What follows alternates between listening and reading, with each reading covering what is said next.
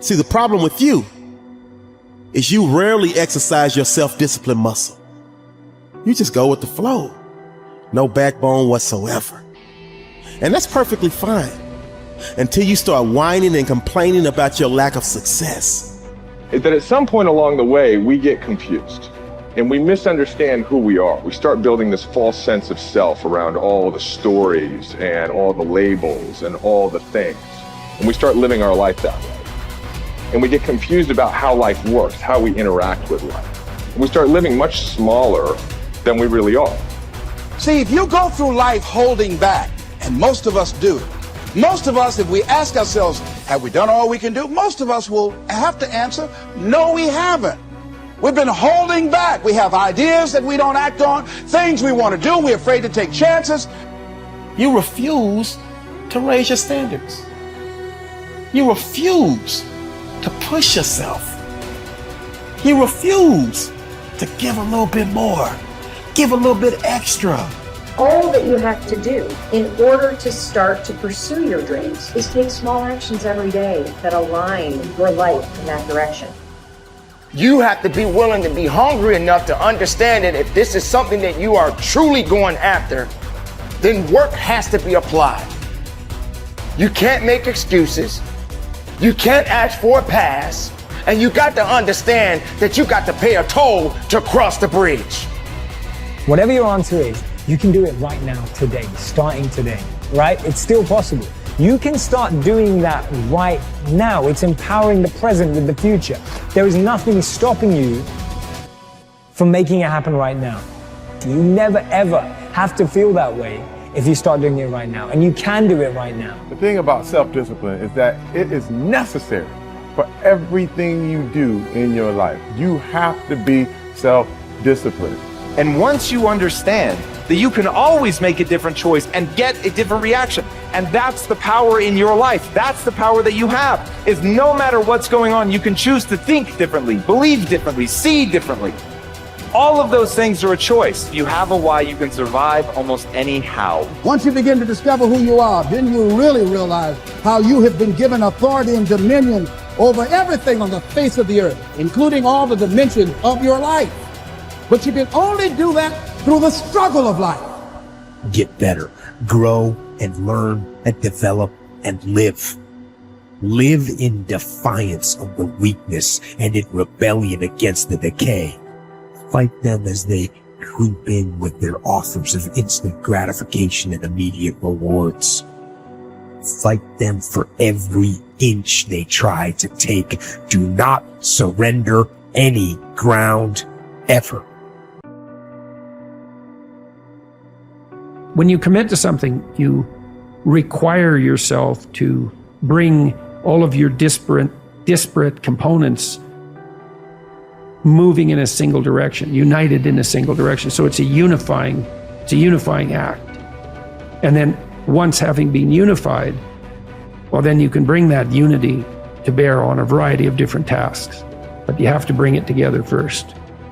So, and that makes sense developmentally. You see children start out as a disparate bundle of motivations and emotions sort of warring with one another.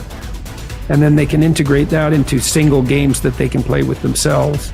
And then they integrate that with games they start to play with other people. And all of that is integration. It's not subjugation, it's not repression. Not if it's a good game, it's integration. You want to get integrated because then you have all the horses that are pulling your chariot pulling in the same direction. And you're much more likely to get to where you want to go then, and also much more likely to specify a good place to go. So that's something else conservatives have to teach young people, which is, well, get yourself disciplined. Well, why? Well, not so you're a slave, but so that you could be a master. To use a terminology that you're not supposed to use anymore. But, this is in relationship to yourself, not to others. So, yeah, and to begin with, you have to accept an external master because you just don't have the wisdom to do that for yourself, or the ability or the opportunity often. Everybody knows this. They feel bad when they decide they're going to get themselves in good shape and go to the gym, and lasts like 3 attempts, yeah. And then no one's happy about the fact that they quit. And they berate themselves for it. And we know that we need to go through a disciplinary process. And we need to subjugate ourselves to a disciplinary process. That's part of the problem with the constant harping about the, oppressive patriarchy. But you need a disciplinary process. So, well, that's just oppression and slavery. It's like, no, it's not. No more than a game is. Not a good game. A good game isn't oppression and slavery. A lot of people, like I was talking about, taking the path of least resistance. I believe in life you must earn the right to be called a man. And a lot of people do not think the way I do, and that's fine. I'm not asking you to be David Goggins. Trust me, it's a hard road to hoe. It's not fun. Like it. It's not fun all the time. But the thing about it is, you have to look, I looked at my hardships as challenges. Once I got over the pity party, because I went through that phase. Of course. I'm a normal human being. But I realized that got me exactly where I was at, even worse. As I looked at those challenges the way most people do, woe is me. Why the fuck can't I get a break? Why? I wish I was better. I wish my parents were better. I wish I had a better education. I wish this, I wish that. They have all these wish sandwiches. I started realizing, how can I figure out how it can work for me?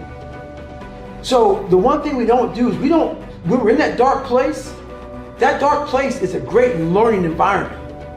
If you can sit back in a dark place and find quiet to just think, there's so much power in your failures, in your suffering.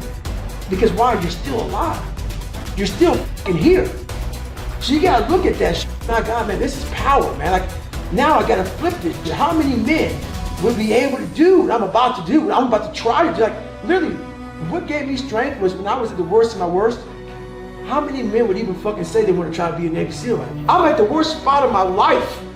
Like, I can't even walk down the street, let alone run down the street.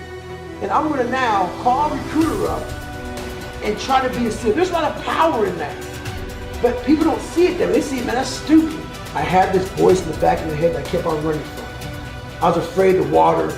I was afraid of dealing with things that made me feel unaccepted. I didn't accept myself. So I kept on going towards things that I felt good. Let me go this way, but something kept on saying, fuck you, you have it, man. You got it, man, but you're gonna have to fail a lot, but you have it.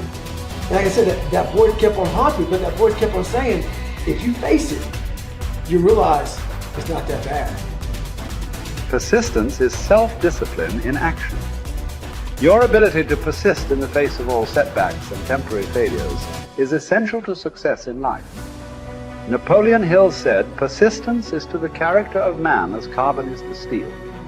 The primary reason for success is persistence, and likewise the primary reason for failure is lack of persistence, quitting too soon. There is a direct link between self-discipline and self-esteem. Each time you discipline yourself to do what you should do when you should do it, whether you feel like it or not, your self-esteem increases. This, why there is direct relationship between self-esteem and persistence. Each time you persist and force yourself to continue on, even when you feel like quitting, your self-esteem goes up. Each act of self-discipline strengthens every other act of self-discipline. Every act of persistence strengthens every other act of persistence. When you discipline yourself to persist over and over, you like and respect yourself more and more. You become stronger and more confident. Eventually, you become unstoppable. Persistence is its own reward. Every time you force yourself to persist on a task, whether it is large or small, you feel happier and better about yourself. When you go the extra mile and do more than you are paid for, or more than is expected, your self-esteem goes up. You feel more powerful and in greater control of your life. In your career, when you go the extra mile, you put yourself on the side of the angels. The primary difference between winners and losers in life is simple. Winners never quit, and quitters never win. Your ability to respond effectively to setbacks, your level of response ability, is the measure of your readiness to succeed. When you experience a major setback or problem, you will feel temporarily stunned. This feeling is very much like a punch in the emotional solar plexus. You will be stopped for a few seconds or a few minutes. During this period, you will often feel discouraged or experience self-pity. You will say, "Why me?" However, it is not how far you fall that counts, but rather how high you bounce. Your aim is to bounce back as quickly as possible. Resilience in the face of unexpected reversals is vital to long-term success. Remember the warrior's creed: I will lay me down to bleed a while and then rise and fight again. Don't be surprised, shocked, or set back when things go wrong. Your best laid plans will often fall apart. Instead, expect disappointments and setbacks as a part of life.